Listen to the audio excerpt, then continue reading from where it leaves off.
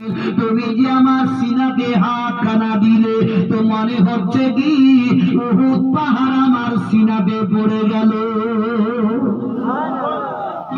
বিশ্বের নবী, দয়ার নবী, রহমাতুল লিল আলামিন হযরতে ইসরাঈলকে কথাটি বললেন।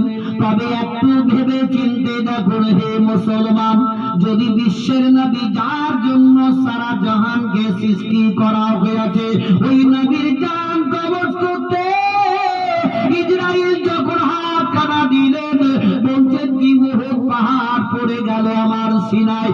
এত তোমার হাতের ওজন ভারী, এত ওজনদার হাতখানা তোমার। তবে ইসরাঈল, আমার উম্মত উম্মতিরা, তোমার ইহানো হাতের ওজন ভাত তারা সহ্য